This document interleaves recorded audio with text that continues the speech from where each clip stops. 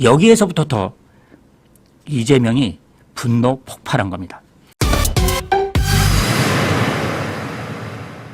어제 문재인 조국 포옹에 따라서 오늘 아침까지요, 각 언론에서 어제부터 본격적으로 이 문재인과 조국의 만남에 대해서 분석과 해설들을 내놓고 있는데요. 센슈가 조금 전혀 다른 관점에서 또 전혀 짚어지지 못한 관점에서 여러분들에게 한번 풀어드리겠습니다. 이겁니다. 우선 어제 했던 얘기들을 조금 볼까요? 이렇습니다. 뭐냐면 우선 노무현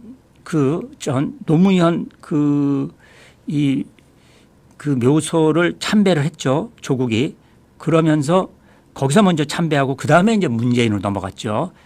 사실 노무현은 그렇죠. 우리가 알다시피 노무현 하면 떠오르는 게요, 반칙과 특권 없는 세상이었거든요.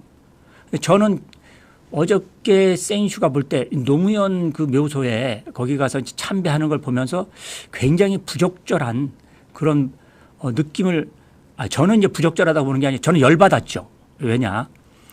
사실은 조국과 같은 남한 사회주의 노동자 동맹, 그 산호맹 출신으로서 누가, 제가요. 같은 산호맹 출신이었습니다. 같은 좌파 조직, 그것도 남한 내에, 남한사회 내에 가장 있는 모든 좌파 조직 중에서 제일 극좌파가 산호맹이었거든요. 공식적으로 사회주의를 산호맹 출범할 때 남한 사회에 사회주의를 건설하겠다는 걸 이렇게 유인물로 성명서로 발표하고 출범을 했거든요. 기존에는 한 번도 그런 그 좌파 조직이 없었거든요. 그런 산호맹 출신의 저로서는 이제 이 조국의 이런 얘기가 2024년 이 시점에서 거의 이 토가 나올 정도로 역겨웠던 그 참배였습니다. 노무현 반칙과 특권의 세상을 이제 종식하자는 게 노무현의 이 태제였습니다. 반칙과 특권 종식. 그런데 사실은 조국 반칙과 특권으로 이번에 징역 2년형을 2심에서 받은 거 아닌가요? 자, 자녀 입시 6개의 자녀 입시 관련해 7개 혐의 중에 6개가 유죄로 나왔습니다. 또 청와대에 있을 때 감찰을 무마했는데요. 감찰 무마는 다른 말로 얘기하면 법을 어겼잖아요. 이런 걸 청와대 안에서 했으니까 이런 걸 국정농단이라고 합니다. 최순실이 했던 수준의 국정농단과 다릅니다. 청와대 현장에서 국정농단을 했죠. 자, 두 번째, 청탁금지법도 어겼습니다. 모두 유죄가 나왔죠.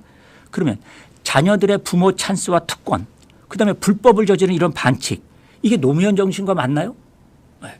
그렇게 거의 토 나올 정도의 행동을 했던 노무현이 이제 문재인에게 방문을 합니다. 둘이 포옹하는데 여기에서의 메시지를 제가 얘기하고 싶습니다. 여기에서 메시지가요, 이렇습니다. 이 메시지가 지금 정치평론가나 이 평론가들이 이 메시지를 정확히 해석을 하지 않더라고요. 메시지 해석을 안 해. 왜 해석을 안 하는지 모르겠습니다. 이 메시지가 이렇습니다. 어제 그 문재인과 만난 것 속에서 평론가들의 평가는 문재인이 조국에게 힘을 실어줬다라는 평가가 이 관념적 평가죠.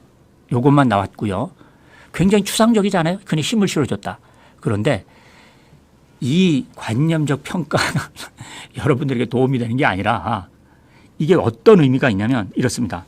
자, 문재인의 메시지는 이렇습니다. 첫째, 민주당 안에서 쭉 한번 메시지 읽어보고 제가 단락단락 이 문재인의 이 표현 때문에 이재명이 어젯밤 잠 못 이루고 분노 폭발했던 그 사연인 겁니다. 보세요. 메시지 전체, 자, 문재인 거 읽어볼게요. 민주당 안에서 함께 할 수 있으면 좋겠지만, 자, 두 번째로 단락으로 넘어갑니다. 어려운 상황이라면 불가피성을 이해한다. 마지막입니다. 민주당의 부족한 점을 채워달라. 자, 문재인의 전체 워딩 중에 세 단락으로 센슈가 분류한 겁니다. 들어갑니다. 첫째, 민주당 안에서 함께할 수 있으면 좋겠지만 함께할 수 없었다는 얘기죠. 자, 이거는 우선 바로 2, 3일 전까지 바로 한 3일 전인가? 예, 추석 연휴 전에 이런 조국의 부모 찬스라는 반칙과 불법 이 특권으로 유죄 징역을 2년 항소심에서 받았는데 그렇죠? 그러니까 범죄자입니다. 자, 이제 대법원으로 가는 거는 법리 검토를 하니까 이게 바뀔 염려는 바뀔 수는 없는 건데 이거를 사실상 당신이 이게 범죄를 저질렀는데 그러니까 민주당에 있던 공천 그 기준에는 이 조국이 공천 기준에 걸리죠. 그러니까 민주당에서는 공천을 줄 수가 없습니다. 그러니까 민주당 안에서 함께할 수 있으면 좋겠지만 공천 기준 때문에 함께할 수 없으니까 네가 범죄자라 하더라도 그냥 출마를 그걸 피해서 해봐라. 자, 법원에서 항소심에서 2년 범죄인으로 판결이 확정된 걸 이거를 사실상은 사법 체계를 문재인이 부정한 겁니다. 이런 경우가 많죠. 한명숙 같은 경우도 대법원에서 판결이 났는데 나는 사법부의 판결이 아니라 역사의 법정에서 판결받겠다. 뭐 이런 얘기하듯이 조국이 똑같은 겁니다. 이걸 문재인이 조장한 거죠. 이거야말로 사법체계를 부정하는 국정농단을 퇴임한 대통령이 조장하고 있는 겁니다. 자, 두 번째가 여기에서부터 더 이재명이 분노 폭발한 겁니다. 어려운 상황이라면 불가피성을 이해한다. 이겁니다. 그렇게 2년 유죄가 확정됐음에도 불구하고 원래는 그러니까 자중자애하고 출마하지 말아라. 이래야 되는 거거든요. 왜냐? 출마를 하게 되면 이 파장이 여러 군데에 미치게 됩니다. 바로 민주당에게 미치게 되는 거죠. 결정적으로. 선거 구도가 바뀌어요. 지금 정권 심판대 정권 지원 구도잖아요. 이재명이 원하는 구도. 그렇죠? 두 번째, 선거를 어떻게 끌고 가려고? 이재명 중심으로 끌고 가려고 하잖아요. 즉 민주당 중심으로 이재명 중심으로. 선거의 중심에 이재명이 있어야 되는 겁니다. 자, 조국이 등장하면 지금은 이렇지만 대권 후보까지 뜬 조국입니다. 임종석 까라 수준이 아닌 게 조국의 위상이거든요. 어디서? 운동권에서의 위상. 임종석과 다릅니다. 임종석은 전대협 3기로서 586 운동권의 주사파 중심으로 한 전대협 3기 의장으로서의 중심이죠.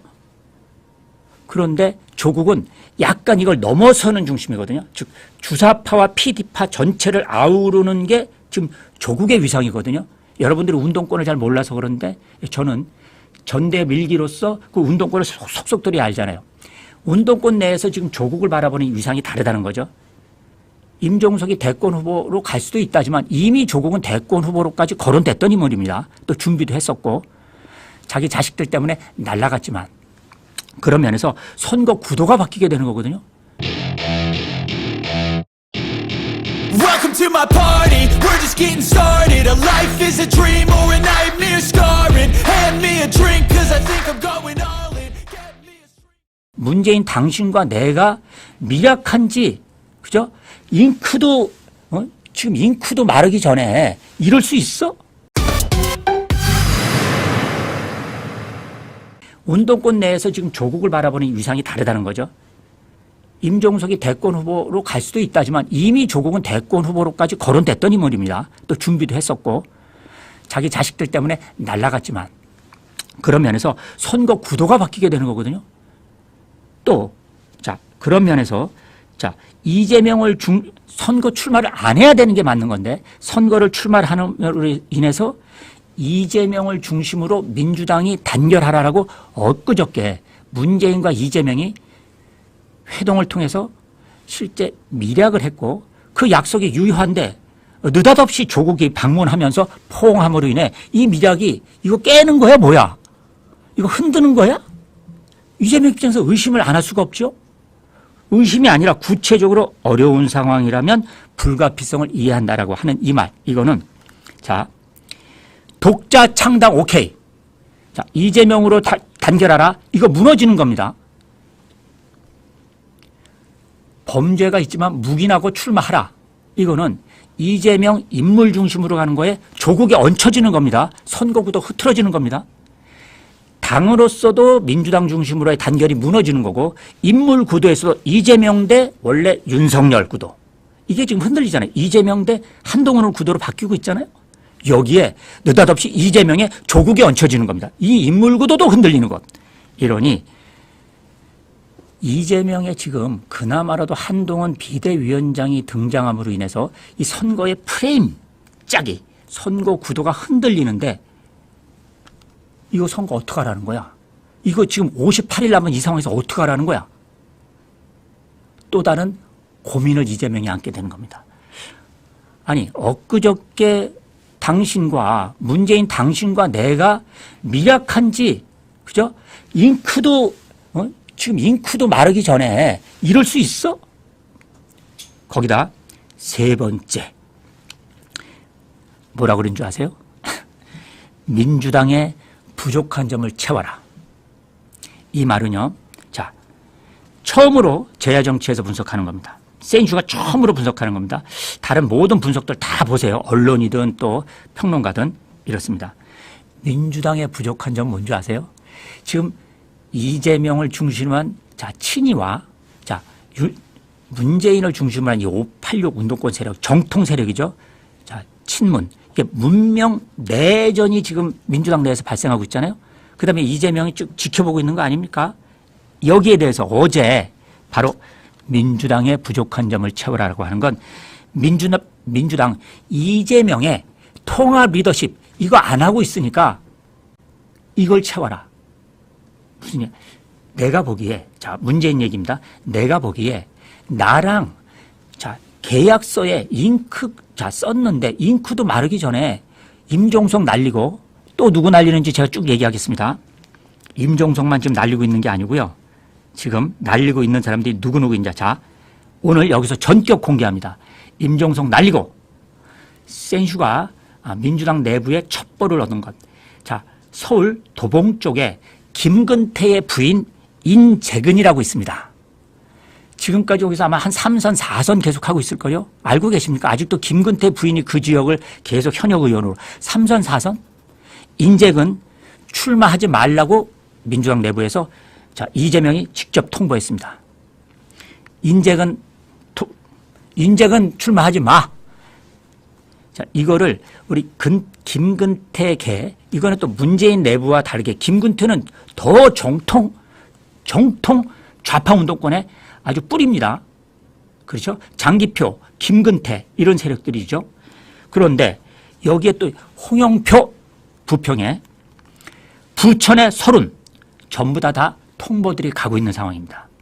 이러니 이런 것들을 통보받는 이 문재인 쪽에서 야 이거 민주당의 부족한 점 범좌파 연합 세력으로의 통합 통일 전선 우리가 연합 전선을 구축해야 되는데 이재명이 이렇게 나와?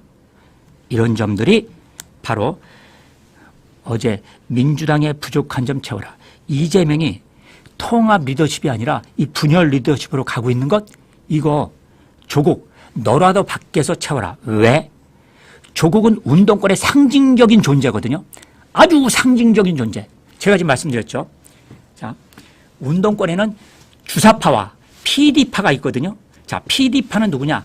정의당 중심입니다. 자, 누구? 노회찬, 그 다음에 심상정, 이거 지금 튼튼하게 아직도 뿌리가 큽니다. 그 다음에 주사파, 이거는 지금 민주당을 장악하고 있는 기본이죠. 또 민주당 내에도 PD파가 있고, 이 모두를 아우르는 거는 조국. 임종석이 아닙니다. 조국입니다. 급이 다릅니다. 그래서 조국에게 충분히 밖에서 조국 신당을 통해서 너 하나 국회의원 당선되는 게 아니라 범좌파의 연합전선을 구축해서 다음 대통령 선거를 준비해.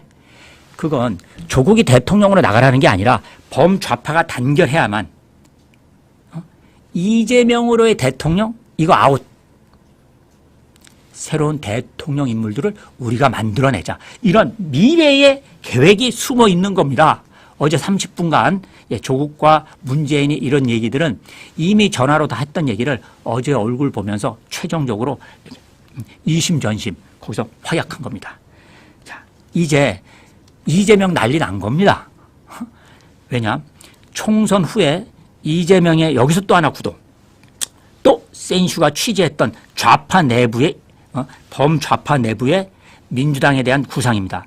총선 이후에 이재명과 보세요. 총선 이후에 586, 이 86 그룹들은 이재명에 대해서 어떻게 생각하고 있냐면 86 그룹 내부에서 이재명에게 투항한 86 그룹 빼고 문재인을 중심으로 한 86 그룹과 또 밖에 있는 범좌파 86 그룹들 다 있죠. 이들의 구도는 총선 끝나면 보세요.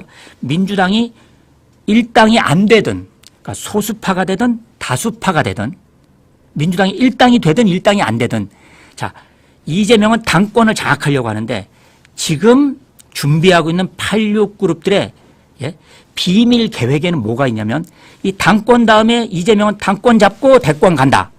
그러니까 재판 리스크 빼고 그렇죠? 재판 리스크 빼고 자, 당권 잡고 대권 간다가 이재명 구도입니다. 여기서 뿔도 일님 건국전쟁 릴레이 1000만 가자. 건국전쟁 제가 아직 못 봤거든요. 저 이제 집사람하고 건국전쟁 보러 갈 겁니다. 뿔도 일님 알겠습니다. 저 바로 보러 갈 거니까 그렇게 아십시오.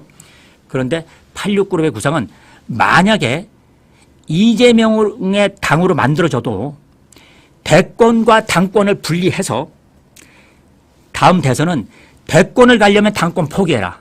당권을 잡으려면 대권 포기하라. 이게 86그룹 이번 총선 이후의 구상입니다. 센슈가 최초로 여러분들에게 알려드린 겁니다. Welcome to my party, we're just getting started. A life is a dream or a nightmare scarring. Hand me a drink cause I think I'm going all in. Get me a... 개인적으로 한동훈 비대위원장은 이 운동권들의 이 대중 선동에 대해서 맞받아치는 역선동 이것의 선수 중에 선수고요. 천재입니다. 지금 한동훈 지금 상황은 이렇습니다. 한동훈 위원장이 어제 건국전쟁 이 다큐멘터리 보고 한동훈 위원장이 얘기했던 메시지는 다들 많이 좀 듣고 계실 겁니다. 자, 이게 제일 중요한 건 이렇게 얘기했잖아요. 한동훈 위원장 메시지 중에서는 한미 방위 조약으로 우리나라가 지금 이렇게 안전하게 될 수 있었던 것 요거 하나 하고요. 한동훈 위원장 메시지 또 하나는 농지개혁이 있었잖아요. 이것을 결단을 내린 것. 북한은 토지개혁했잖아요. 그죠? 무상몰수, 무상분배. 무상분배가 어디서 지들이 다 노동계급이 다, 그죠? 노동당이 갖는 거지. 우린 농지개혁이었죠?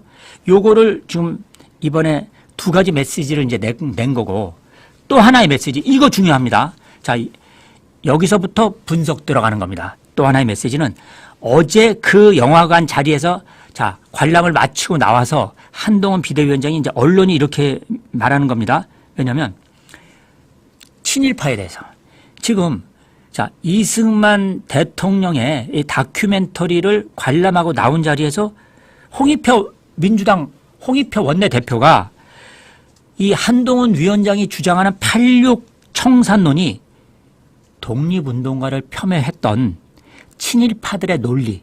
왜냐하면 이승만 대통령이 친일파라고 맨날 얘기하는 거잖아요. 이 논리라고 이렇게 비판을 하니까 어떻게 생각하십니까? 그렇게 하니까 이제 한동훈 위원장이 아니 어느 독립운동가들이 돈봉투 돌리고 NHK 룸살롱에서 그죠? 쌍욕을 지 동료들한테 운동권 동료들한테 욕하고 이렇게 합니까? 독립운동가를 모욕하는 표현이다. 그래서 운동권 특권 세력과 독립운동가는 비교될 수 없는 대상이다. 이렇게 얘기했죠. 개인적으로 한동훈 비대위원장은 이 운동권들의 이 대중 선동에 대해서 맞받아치는 역선동 이것의 선수 중에 선수고요. 천재입니다. 센슈가요. 역대 어떤 우리 자유우파 내부의 어떤 정치인이든 또는 그 좌파 내부에 또 86 운동권의 국회의원들이든 이 대중 선동을 하는 거 보면 상당히 전문가들인데 이런 대중 선동들을 한 방에 역선동으로 이렇게 무력화시키고 한 방에 이렇게 개차만 만드는 사람은 역대 없었거든요. 한동훈 위원장 천재적입니다. 제가 말씀드리면 한동훈 비대위원장에게 제가 조금 죄송한 말이지만 한동훈 비대위원장은요. 독일 히틀러 나치 있죠. 나치의 이 대중선동의 선동 중에 선동인 선전상이 괴벨스거든요. 저희 좌파들이 제가 대중선동을 공부를 할 때 여러분 대중선동은요. 선전선동론을 공부를 하거든요. 저는 공부를 한 거죠. 선전선동론의 공부는 레닌 볼셰비키 선동론이 있고요. 마오 중국의 모택동의 마오쩌둥의 선동론들이 있거든요. 이런 걸 다 공부를 한 겁니다. 그래서 저는 대중을 선동할 때 어느 포인트를 선동하라. 이게 다 학습이 되어 있는 겁니다. 이렇게 선동이 되어 있는 좌파들이 선동을 지금까지 해온 거니까 선동 전문가죠. 아니 그런데 한동훈 비대위원장은 이 선동도 안 했는데 거기다가 저는 나치의 괴벨스의 선동론까지 공부를 했거든요. 그러니까 파시즘의 선동론까지 공부를 한 거죠. 제가요. 3개를 공부한 겁니다. 아니 그런데 어떻게 한동훈 위원장의 이 선동은 한마디로 하면 괴벨스는 탁월한 선동가인데 괴벨스를 능가하는 한국판 괴벨스라고 하면 안 되는구나. 한동훈 위원장은. 한국판 괴벨스를 넘어서는 그런 선동가예요. 한동훈 위원장이. 제가 인정. 이 면에서 사실 선동 전문가라고 할 수 있는 저도 한동훈 위원장한테 한 수 배우고 있는 겁니다. 아시겠습니까? 이렇게 어제 얘기를 한동훈 위원장이 이 운동권들이 독립운동가라고 이들이 거기다 등치시켰던 것에 대해서 한동훈 비대위원장이 한마디로 촌철살인적으로 그 선동을 완전히 깬 겁니다. 어저께.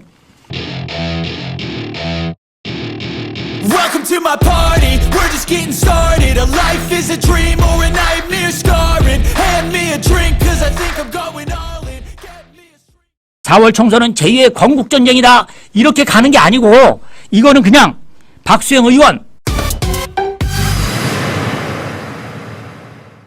한동훈 건국전쟁 관람의 숨은 이유 세 번째 꼭지 들어갑니다.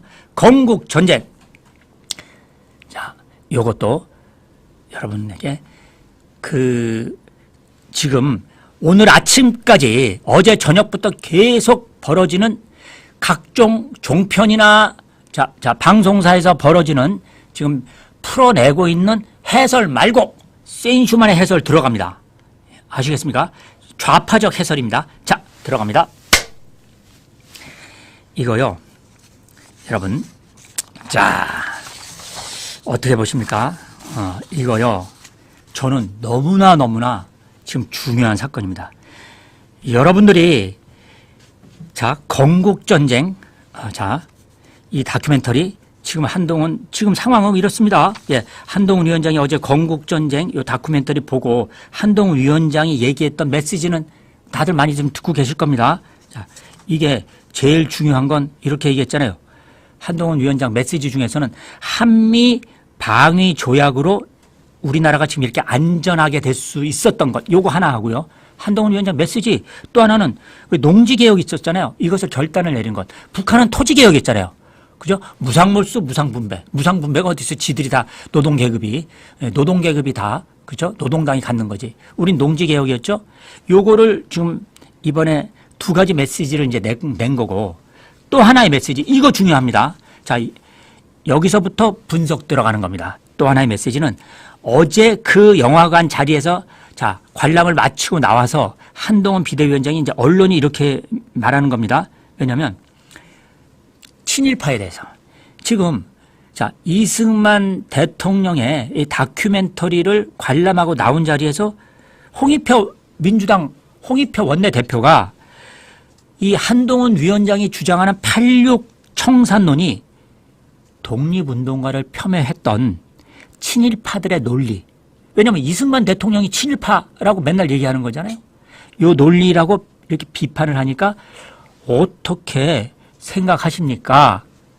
그렇게 하니까 이제 한동훈 위원장이 아니 어느 독립운동가들이 돈봉투 돌리고 NHK 룸살롱에서 그죠? 쌍욕을 지 동료들한테 운동권 동료들한테 욕하고 이렇게 합니까? 독립운동가를 모욕하는 표현이다. 그래서 운동권 특권 세력과 독립운동가는 비교될 수 없는 대상이다. 이렇게 얘기했죠. 개인적으로 한동훈 비대위원장은 이 운동권들의 이 대중 선동에 대해서 맞받아치는 역선동, 이것의 선수 중에 선수고요. 천재입니다. 생주가요. 역대 어떤 우리 자유우파 내부의 어떤 정치인이든 또는 그 좌파 내부에 또 86 운동권의 국회의원들이든 이 대중선동을 하는 거 보면 상당히 전문가들인데 이런 대중선동들을 한 방에 역선동으로 이렇게 무력화시키고 한 방에 이렇게 개차만 만드는 사람은 역대 없었거든요. 한동훈 위원장 천재적입니다. 제가 말씀드리면 한동훈 비대위원장에게 제가 조금 죄송한 말이지만 한동훈 비대위원장은요. 독일 히틀러 나치 있죠. 나치의 이 대중선동의 선동 중에 선동인 선전상이 괴벨스거든요. 저희 좌파들이 제가 대중선동을 공부를 할 때 여러분 대중선동은요. 선전선동론을 공부를 하거든요. 저는 공부를 한 거죠. 선전선동론의 공부는 레닌 볼셰비키 선동론이 있고요. 중국의 모택동의 마오쩌둥의 선동론들이 있거든요. 이런 걸 다 공부를 한 겁니다. 그래서 저는 대중을 선동할 때 어느 포인트를 선동하라. 이게 다 학습이 되어 있는 겁니다. 이렇게 선동이 되어 있는 좌파들이 선동을 지금까지 해온 거니까 선동 전문가죠. 아니 그런데 한동훈 비대위원장은 이 선동도 안 했는데 거기다가 저는 나치의 괴벨스의 선동론까지 공부를 했거든요. 그러니까 파시즘의 선동론까지 공부를 한 거죠. 제가요. 3개를 공부한 겁니다. 아니 그런데 어떻게 한동훈 위원장의 이 선동은 한마디로 하면 괴벨스는 탁월한 선동가인데 괴벨스를 능가하는 한국판 괴벨스라고 하면 안 되는구나. 한동훈 위원장. 한국판 괴벨스를 넘어서는 그런 선동가예요. 한동훈 위원장이. 제가 인정. 이 면에서 사실 선동 전문가라고 할 수 있는 저도 한동훈 위원장한테 한 수 배우고 있는 겁니다. 아시겠습니까? 이렇게 어제 얘기를 한동훈 위원장이 이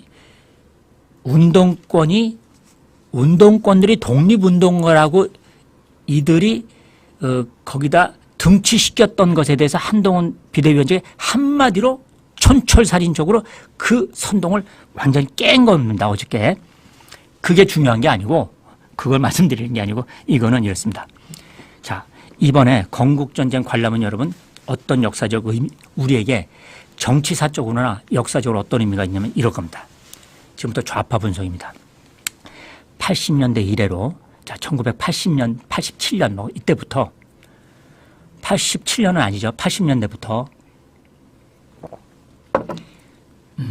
요것도 길어지면 안 되는구나. 짧게 좀 얘기하겠습니다. 핵심만 말씀드릴게요. 좌파 내부에서 자 80년대부터 각 이 지역적으로나 또는 어떤 민노총 자 그 당시 이제 지금 민노총입니다. 민노총, 전대협, 그다음 민변, 참여연대 이렇게 각 곳에 좌파 진지들을 구축해 나가고 시작합니다. 아시겠습니까? 그다음에 그 안에는 이제 출판사도 있습니다. 출판 영역도 좌파가 더 많아요. 출판사들도. 좌파 출판사들. 지금 많습니다, 여러분. 그 좌파 출판사들이 지금 대한출판협회를 장악하고 있습니다. 아시겠습니까? 출판사 2가지입니다. 대한출판협회라는 공식적인 옛날부터 대한자가 들어가잖아요. 여기도 장악하고 있고요. 또 출판회의라고 있습니다. 이것도 운동권들이 다 장악하고 있습니다. 둘 다 장악했어요. 그다음에 민예총. 그렇죠? 자, 좌파의 문화계들이 다 장악한 겁니다. 또 그 민예총이 있고 또 대한예총 이게 있죠. 이것도 좌파들이 이건 장악 못했죠. 마찬가지로 문화 쪽에서는 이렇고 그다음에 학계에서는 역사적으로 민족문제연구소와 역사문제연구소를 만들어서 이들이 이념적으로 역사와 민족문제를 쭉 장악해 들어가기 시작합니다. 그것이 진지를 구축해서 30년 동안 이 민족문제연구소 여기서 친일파 인명사전도 만들어냈고요. 민족문제연구소와 역사문제연구소에서 우리 좌우우파의 이승만 대통령부터 시작해서 박정희 대통령까지 이 산업화 다시 말해 건국화 산업화로 이어지는 이 역사를 완전히 친일 역사로 다 매도를 한 겁니다. 이게 수십 년 동안 이루어진 거예요. 제가 이 말씀을 여러분들에게 드리려고 하는 겁니다. 이렇게 했는데 지금까지 그래서 이번에 위안부 문제는 모든 게 다 친일과 관계된 문제거든요. 이걸 어디서 했느냐. 국가의 국정 운영과 관련한 정책은 참여연대에서 다 만들어냈고 문재인 때 청와대 정책실장이 전부 참여연대 출신들입니다. 그러면 역사 쪽은 바로 어디서 만들어냈어? 역사문제연구소와 민족문제연구소. 그런데 여기에 대항하는 우파들이 지금까지 있었습니까? 없었어요. 왜 없었냐? 민족문제연구소와 역사문제연구소는 우리 한국 사회를 유사 사회주의로 바꿔야 되니까 목숨을 걸고 역사를 왜곡해왔던 겁니다. 좌파 중심의 역사로. 그죠? 그 다음에 우파 역사는 전부 친일 세력으로. 여기가 뿌리고 출발이에요. 그런데 우파적 역사를 강조하는 역사학계 이런 분들은 어떠냐? 목숨 걸고 우리의 우파 역사를 새로 세우나요? 안 세우죠. 목숨을 왜 걸어요? 이분들은 그냥 먹고 사는 먹거리예요. 직장. 그게 그냥 역사 문제를 연구하는 겁니다. 교수들이든 연구소든. 좌파들은 투사들입니다. 역사 왜곡의 투사들. 역사 문제를 갖고 투쟁하는 자들. 이렇게 해왔던 거예요. 지금까지. 그러니까 상대가 안 돼. 그런데 이제 비로소 이렇게 다큐멘터리를 통해서 제대로 이승만 대통령을 중심으로 한 지금 운동들이 최근에 박근혜 대통령 탄핵 이후에 이제 벌어지기 시작한 겁니다. 이제 조금 벌어지는 거예요. 그래서 제가 보는 바로 이승만 대통령의 다큐멘터리는 건국전쟁은 사실상 한국 전쟁 이후에 좌파가 장악해왔던 우리 대한민국의 현대사 이거를 다시 우파의 우위로 바꿔나가기 위한 진짜 본격적인 전쟁이 시작됐다. 이 다큐멘터리를 중심으로 제가 보는 건 그런 얘기들인 거예요. 그리고 우파 역사를 공부하는 교수, 역사 연구자 이분들 그냥 허접한 거였죠. 지금까지. 목숨 걸고 이제 다시 이 역사 전쟁에 뛰어들어라. 이런 얘기를 하는 거고요. 마지막입니다. 제일 중요한 거. 자, 바보처럼 지금 이 다큐멘터리 본다고 이게 들어보세요. 자, 한동훈 위원장 끝나고 나서요. 지금 국민의힘 국회의원들도 SNS, 페이스북을 통해서 뭐라고 얘기하겠냐. 이거 보고 나서 자, 박수영 의원 SNS 설 연휴 기간 영화 후기를 남기면서 관람을 좀 독촉하고 있거든요. 뭐라고 하냐면 이렇게 제가 읽는 거 잘 들어보세요. 오는 4월 총선은 제2의 건국 전쟁이다. 반드시 자유우파가 승리해서 건국, 그다음에 산업화, 민주화, 선진화로 이어진 자랑스러운 우리 역사를 되찾아야 할 것. 이렇게 썼어요. 아셨습니까? 이렇게 썼다고. 자, 이렇게 썼는데 쓰지 말라는 얘기예요. 제가. 쓰지 말아라. 총선 58일 앞두죠.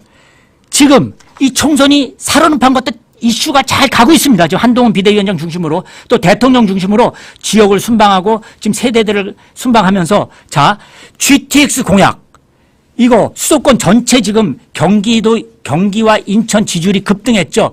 이 급등했던 더 큰 아까 급등했다고 제가 보여드렸잖아요. 리얼미터에서도. 그런데 왜 급등한 줄 아세요? 제가 경기도와 인천에서 제가 다 근무했다고 말씀드렸죠. GTX 공약이 결정적이었습니다. GTX 공약. 제가 구체적으로 경기도와 인천까지 지역 여론들 다 지금 보고 있다니까요. 직접 가서 다 보고 왔습니다. GTX 공약이 결정적인 겁니다. 이렇게 직접 지금 민생은 어렵지만 어쨌든 이렇게 GTX 공약과 쭉 이런 걸 통해서 쫙 지금 이 공약을 통해서 집권 여당이니까 쭉 지금 여론을 우리에게 쭉 지지를 가져오고 있는데 여기에 이념 전쟁으로 이슈를 바꿔버리면 58일 앞두고 안 된다 이거예요. 안 된다. 중도층 달아납니다. 따라서 이거는 그냥 제2의 총선 4월 총선은 제2의 건국전쟁이다 이렇게 가는 게 아니고 이거는 그냥 박수영 의원님 잘 들으세요. 이렇게 쓰는 게 아니라 이승만 대통령을 재발견하는 좋은 영화입니다. 여러분 역사 공부도 되는 영화입니다. 많이 보시고 역사적 상식을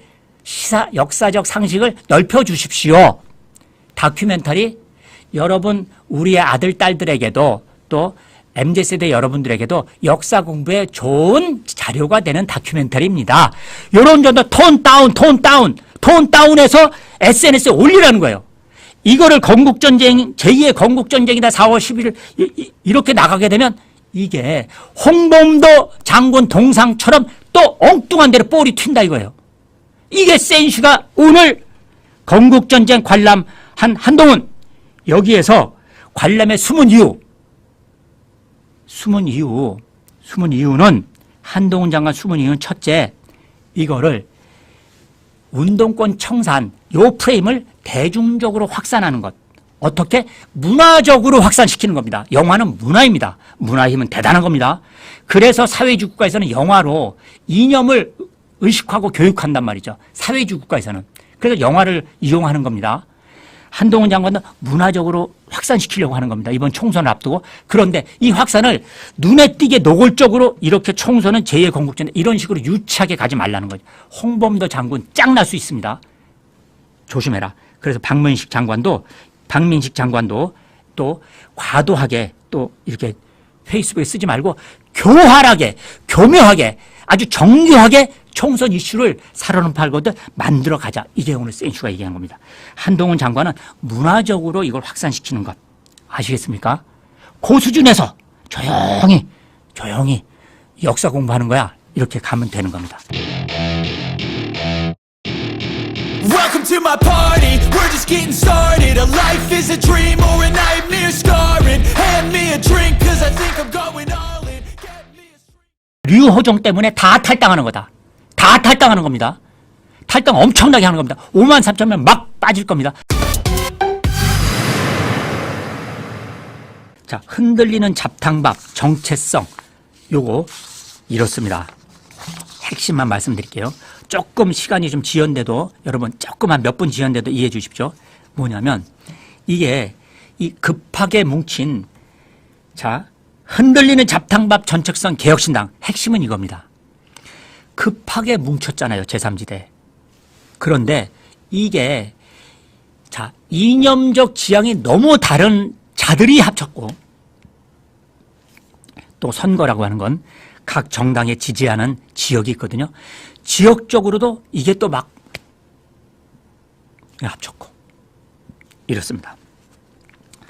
간단하게 보면요 이겁니다. 여기서 또 공부하는 겁니다. 조금 시간이 좀 지나가도 그냥 이해해 주십시오. 조금 지나갈 수밖에 없습니다. 여기서 여러분 공부하십시오. 자, 공부 들어갑니다. 여기서 이념적으로 이것도 아직까지 누구도 요 정당과 관련해서 분석하지 않았던 걸 제가 처음으로 분석하는 겁니다. 최초의 분석입니다. 어떤 지금 방송에서나 유튜브에서도 지금 분석한 적 없습니다. 단 한 번도. 자, 센슈가 자 들어가는 분석입니다. 잘 들으세요. 공부하는 겁니다. 여러분들 공부하십시오. 자, 이낙연 여기는요 좌파 정당입니다. 근데 김대중 전 대통령, 김대중 세력으로 쭉 이어지는 이 이제 이낙연 세력도 호남 있죠. 여기는 좌파 안에는요, 여러분 이렇게 있습니다. 극좌파. 이게 지석규 같은 겁니다. 과거 극좌파. 지금도 여러분 극좌파 있습니다. 우리나라에. 여러분 눈에는 극좌파가 안 보이시죠? 극좌파가 있습니다. 우리나라에. 아직도. 제가 공개할 수는 없습니다.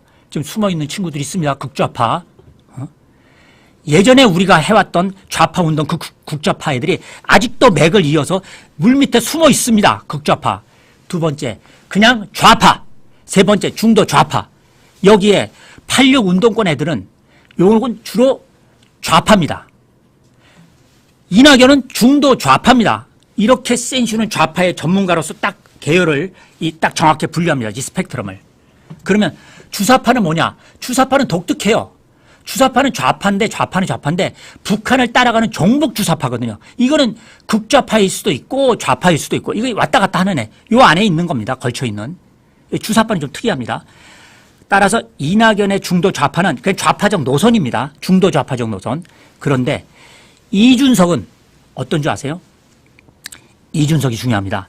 이준석은 제가 얘기했죠. 이준석은 지역구가 일일이 사무실을 꾸리는 그런 정당이 아니고 네트워크 정당이라고 했고, 두 번째 이준석 당은 MZ세대가 주로 중심이 되는데 남성 중심으로, 그죠? 온라인에서의 남성 중심으로의 온라인 커뮤니티를 중심으로 한 이준석 지지. 그래서 5만 4천 명이 지지를 해가지고 온라인 커뮤니티는 그렇게 그 정도 지지하거든요. 그래서 지금 당원들이 있는 겁니다.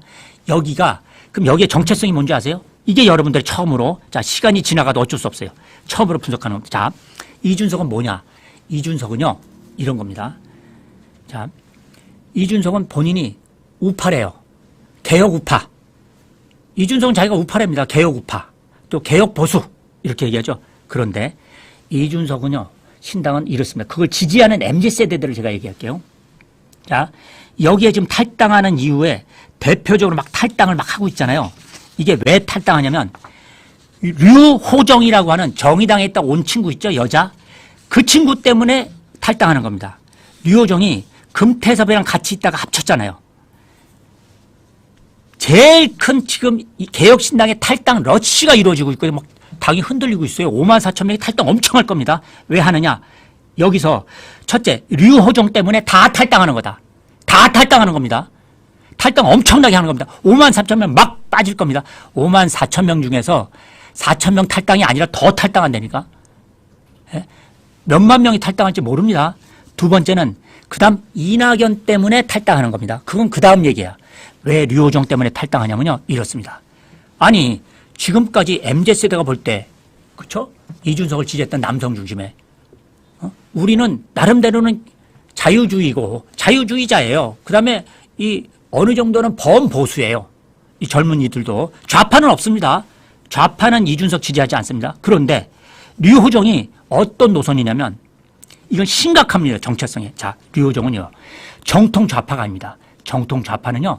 지금까지 노동계급을 중심으로 한 사회주의냐 자본주의냐 이념적 기반에 기초한 운동 또 그런 정책 이게 좌파 운동입니다. 자본주의 사회주의냐. 그런데 이게 21세기 들어와서요. 신좌파가 탄생합니다. 신좌파는 뭐냐? 보세요. 여성주의, 환경운동, 소수자 중심운동 이런 것들이에요. 이거는 이렇게 보는 거예요. 이 신좌파는요. 사회주의에서도 여성 탄압이 있고 아시겠습니까? 여성 불이익이 있고 불평등이 있고 자본주의에서도 여성 불평등이 있어요. 그런데 정통 좌파가 볼 땐 안 그래요. 정통 좌파는 노동자냐 자본가냐 프롤레타리아냐 부르주아냐 이 개념 자본주의냐 사회주의냐 이 개념 안에서 보기 때문에 그런 거 별로 중요하지 않아. 그런데 류호정과 같은 신좌파는 그것보다 사회주의든 자본주의든 모든 사회에서 다 여성 불평등이 이루어져. 그러니까 여성 불평등이 최고야. 이런 겁니다. 또 환경운동 이거는요 자본주의에서도 환경이 그죠? 환경 오염이 있고 사회주의에서도 환경 오염이 있어요. 그래서 사회주의나 자본주의가 중요하지 않아. 환경 오염이 중요해. 이게 신좌파 운동입니다. 요즘에 유럽에서요 유명한 모나리자에 막 가서 잉크 붓잖아요. 잉크 붓고 이런 운동 있죠. 이게 신좌파 운동입니다. 이게 새롭게 뜨는 겁니다. 류호정이 그런 겁니다. 그래서 류호정은 지금 지금 우리 대한민국 사회는 남성 중심의 사회다. 그래서 결혼하지 마. 이게 신좌파 운동입니다. 결혼하지 말라는 게 지금 여성 커뮤니티에서 막 벌어지고 있거든요. 삼혼이 있습니다. 자, 금혼, 결혼하지 않는다. 비연애, 연애하지 않는다. 남성 사귀지 않는다. 그래서 여성끼리 사귀어요. 이게 신좌파 운동입니다. 이게 류호정으로 대변되는데 어떻게 이렇게 오히려 우리 MZ세대 남성들이 자 군대 갔다 왔는데 하나도 혜택이 없어 취직할 때. 두 번째 요즘에 청년 창업들이 있는데 정부에서 지원자금 주거든요. 이 지원자금 줄 때 오히려 지원을 하잖아요. 그럼 여성은 따로 지원자금을 따로 만들어서 여성 창업은 따로 해요. 거기는 여성만 지원할 수 있어. 아니 남녀 다 지원하는 청년 창업자금은 거기대로 지원하고 여성은 두 번째 여성 청년 창업자금은 따로 있어. 여기는 여기대로 또 여성 청년 또 창업하고 이러니까 남성들이 MZ세대가 뚜껑이 열린 거예요. 아니 남성으로 태어났다고 더 불평등하다. 군대 갔다고 더 불평등. 그러니까 여자들도 군대 가. 이렇게 신좌파 노선에 대해서 MZ세대 아이들이 우리 청년들이 구체적인 정책 하나하나를 보면서 신좌파를 비춰놓고 있는데 그 신좌파가 바로 자유주의적이고 평등하지 않다. 그러니까 자유주의적이지 않다. 보수 아니다. 이게 지금 MZ세대 생각이거든요. 이런데 류호정과 통합하니까 이거는 정체성의 문제예요. 정책의 문제가 아니라 그러니까 이러니까 뽀개지게 돼 있는 겁니다. 신좌파 아셨죠? 그러면 좌파. 아니 이낙연은 중도 좌파잖아요. 그러니까 좌파는 좌파란 말이 중도 좌파. 그러니까 이것도 싫은 거야. 어떻게? 그러니까 이거는 왜 싫으냐. 구체적으로 정책 볼까요? 첫째. 자 봅니다. 이준석이 이낙연이 이낙연 대표가 초대 총리를 맡았을 때 문재인 정부 대북 정책이 있었잖아요. 이때 이준석이 강하게 했거든요. 강하게 비판했거든. 서해 공무원이 이렇게 사건이 터졌잖아요. 그때 문재인 정부가 월북 공작이라고 했잖아요. 월북했다고 했어요. 월북 공작이라고 오히려 이준석이 얘기했거든요. 민주당이 내세우는 거짓 평화다. 이게 이낙연이 초대 총리할 때 벌어진 일이에요. 이렇게 이준석이 비판했던 이낙연을 통합했잖아요. 그러니까 이게 좌파의 안보 노선이죠. 이게 서로 틀려. 두 번째, 또 있어. 문재인 정부 때 이낙연이 그 당시 서훈 전 청와대 국가안보실장이 구속되자 문재인이 대통령이 승인한 안보적 결정을 아무 근거 없이 번복하고 공직자를 구속했다. 이렇게 이낙연 대표가 반발했어요. 이낙연이. 왜 서훈 전 국가안보실장 구속했냐. 이렇게 반발했던 사람이에요. 문재인 정부의 한일 위안부 합의 파기에 대해서도 이낙연 대표는 절대 다수 국민이 위안부 합의를 안 받아들인다. 이렇게 옹호했지만 이준석은 당시에 그때 대표였어요. 대표. 문정부가 한일 관계를 정치적으로 이용했다. 이렇게 서로 한일 관계도 달라. 경제 복지도 달라요. 이준석과 이낙연이 또 경제 복지도 달라요. 이낙연은 최저소득 보장제를 도입하는 기본소득 이런 걸 찬성했거든요. 이낙연은. 그런데 이준석은 공정한 경쟁을 해라. 기회평등을 만드는 게 중요하다. 이것도 달라. 다 달라. 아시겠습니까? 남녀 병역 평등 이것도 달라. 지금 이준석은 남녀 병역 평등하자고 여자도 군대 가자는 거잖아요. 이낙연은 반대하고 있어요. 이렇게 좌파적 기존 노선도 반대 서로 달라. 신좌파 노선도 달라. 이러니 이 당이 그냥 가겠습니까? 그래서 흔들리는 잡탕밥 정체성 개혁신당 이건 뽀개진다. 이게 지들끼리는 비례대표 때문에 어쩔 수 없이 뭐 그냥 제3지대 때문에 합칠지 모르지만 밑에 있는 지지 기반 대중들은요. 이거 아시겠습니까? 민주당 정통 지지인 광주 호남 세력이 이낙연으로 갔던 것들도 다시 어쩌면 이재명 쪽으로 올지도 모르고요. 도로 빠꾸 이런 기존 지지층들의 거대한 이반이 있을 거라고 센슈가 4.3과 노선과 정체성에서 이런 문제가 있는데 아셨죠?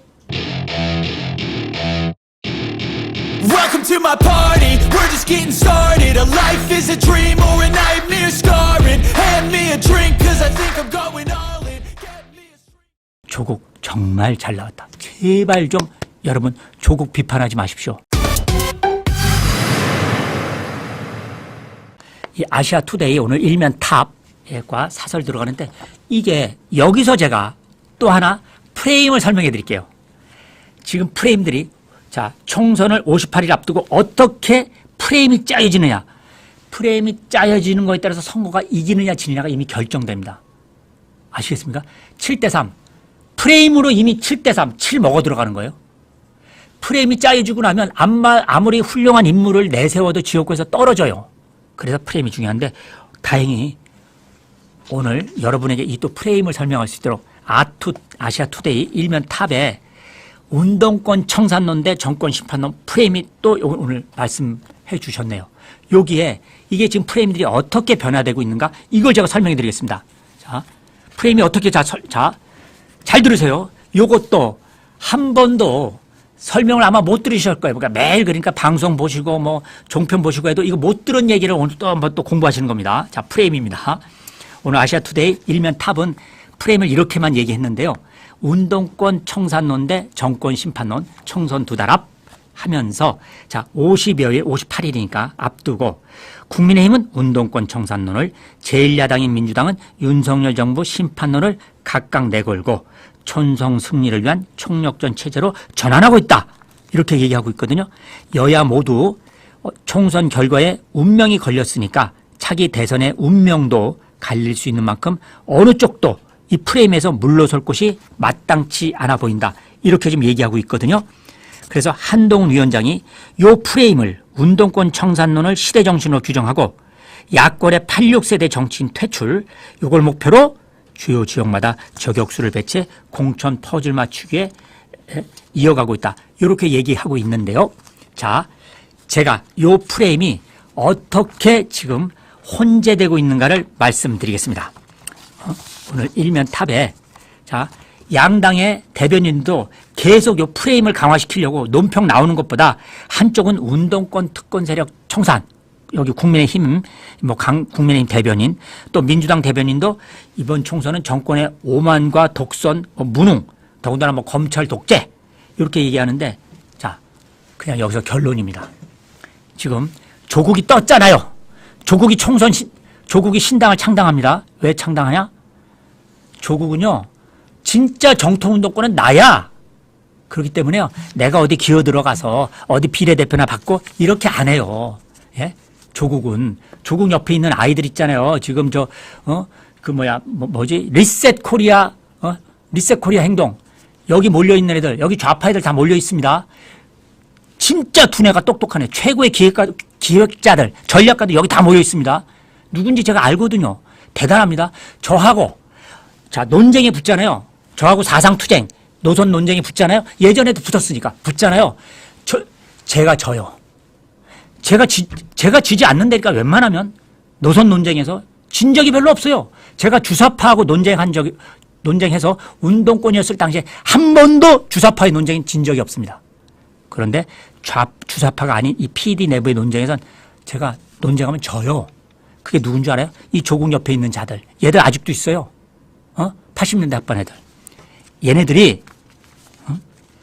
얘네들이 이렇게 프레임을 만들어서 이번에 이제 떴는데, 그래서 제가 말한 건 조국이. 첫째, 자, 운동권 청산대, 지금 이 일면 탑에 들어왔죠. 운동권 청산대, 정권 심판론. 여기에 한동훈 비대위원장이 뜨면서, 자, 운동권 청산대 정권 심판론으로, 자, 어느 정도는 프레임이 지금 이게 한 30%, 그러니까 정권 심판론 5대, 운동권 청산론 30% 후반대, 요 정도, 5대 3, 요 정도인데, 여기에 기존에 정권 지원대 그러니까 윤석열 정권 심판대 정권 지원. 요거 프레임이 원래 있었잖아요. 이 프레임이 바뀐 겁니다. 운동권 심판대 정권 심판으로. 그런데 여기에 조국이 뜹니다. 뜨면서 바로 뭐가 있냐면, 자, 이게 이제는 문재인 정권의 지금 불법 수사와 조국의 내로남불 있죠. 운동권의 내로남불. 이게 겹쳐지면서 운동권 심판이 더 강화될 겁니다, 여러분. 조국 때문에 더 강화되고, 여기에 문재인 정권의 조국의 내로남불이 여기 얹혀지고, 또 문재인 정권의 지금 비정상, 온갖 불법적인 적폐 국정농단, 이것도 또 들어온 겁니다. 그러니까 인물이 어떻게 들어가냐면, 이재명 대 윤석열에서 이재명 대 한동훈으로 바뀌고 있습니다. 자, 근데 윤석열 대통령이 계속 있는 거죠. 있으면서 이재명 대 한동훈. 다시 이재명 대 이제 한동훈, 그러니까 이재명 대 한동훈에서 이제 이재명, 조국, 문재인 3중 인물로 복합되고, 여기는 한동훈과 윤석열로 되고, 이렇게 짬뽕 복합 전선으로 이제 전선이 구축돼 나간 프레임이 더 짜여질 겁니다. 그런데 크게 보면 우리는 뭐예요? 우파는 그냥 한동훈으로 지금 대변되는 거고, 거기에 윤석열 대통령이 지금 얹혀 있는 겁니다. 이쪽은 뭐예요? 오히려 프레임이 더 강화되고 고착되는 운동권 청산론과 거기다 또 문재인의 재심판, 이거로 또 들어가는 겁니다. 그러니 총선 프레임이 이걸 뭐냐면 꽃길 프레임, 총선 구도가 꽃단지 프레임으로 바뀌고 있습니다. 우리의 우파 입장에서는. 그래서 센슈는, 지석규는 조국 정말 잘 나왔다. 제발 좀 여러분 조국 비판하지 마십시오. 그리고 여러분들도 어디 들어가서 댓글에서 조국 신당 저는 지지해요. 너무 조국 잘 나왔다. 조국 멋져요. 조국 전 장관님, 저는 조민은 잘 있나요?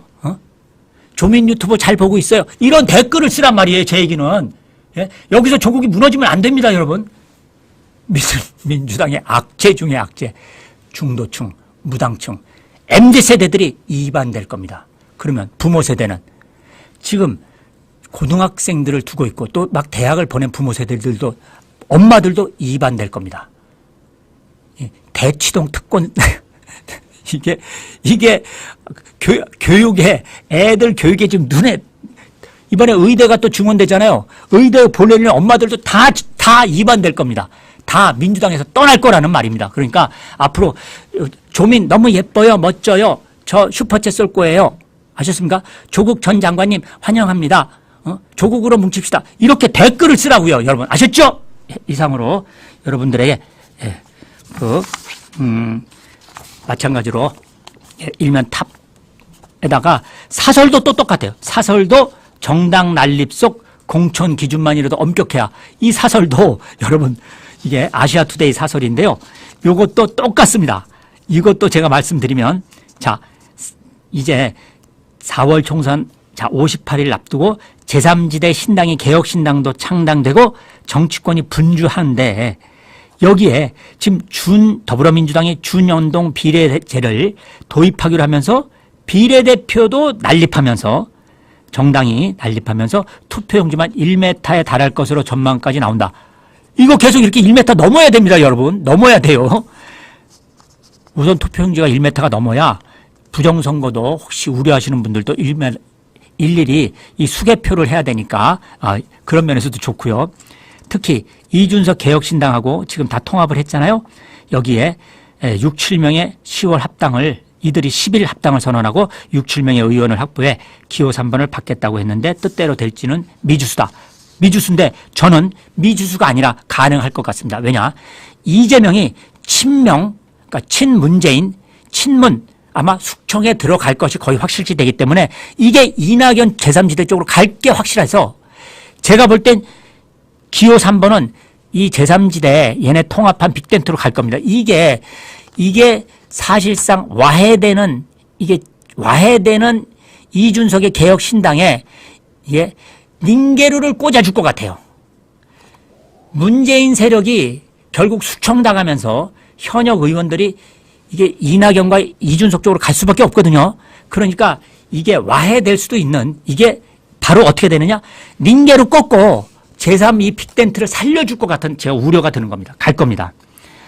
여기 사설에서 또 정당 난립이 크다고 하는데 이 비례정당 난립 21대 국회에서 보듯 이게 자질 없는 인물들이 다시 또 국회에 들어올 수 있는 게 맹점 아니냐 이런데 이거 자질 없는 게 아니고요. 전투 요원들 좌파 쪽에서 전투 요원 중에 투사들을 적극적으로 22대 총선에 넣어서 대선을 앞두고 22대 총선이 전쟁이 벌어질 거예요. 21대보다 더 크게 22대 국회는 21대 국회에 비해서 상대가 안 될 정도로 더 격화된 싸움이 벌어질 겁니다. 돗자리 까는 겁니다. 한번 보십시오. 22대 총선, 22대 국회 어떻게 될 건가? 거기에 이렇게 사설에서 얘기하듯 일반적인 국민들이 보는 내로남불, 도덕성 이런 사람들 이런 거 자질 없는 사람들 들어올까 사설은 걱정하고 있는데 근데 이자들이 전투 요원 중에 투사 활동가들이거든요. 그러니 얘네들을 안 넣겠습니까? 당연히 넣지. 그러니까 사설의 우려는 우려한 바대로 그들이 들어올 겁니다. 그래서 여기 사설에서는 이미 이 등록자 상당수가 각종 법규 위반자인데 공천이라도 잘해 지탄받는 인물의 국회 입성을 막는 게 과제다라고 사설은 우려하고 있지만 이거 중요하지 않다. 좌파는요. 좌파의 기준은 법치가 아닙니다. 법 위에 이념적 명분입니다. 이게 바로 좌파의 공천 기준입니다. 뭐라고? 법 위의 이념적 기준. 그런데 하도 국민들이 지켜보고 무당층이 지켜보니까 그러니까 법적 기준을 대충 만드는 거예요. 법의 기준을. 그러니까 민주당에선 이재명한테 맞는 법 기준을 이 공천 탈락 기준을 만들었다 바꿨다 자꾸 그러잖아요. 진정한 법치주의 법의 기준이 아니라 이념적 명분, 이념적 기준, 투쟁의 기준. 이게 진정한 좌파 조직이 바로 공천의 기준이다. 따라서 아시아투데이 사설에서 얘기하고 있는 것처럼 이들의 이 범법자들의 국회 입성을 막는 게 과제다. 잘 안 될 거다. 이상 여러분들에게 아시아투데이 일면 탑과 사설 말씀드렸습니다.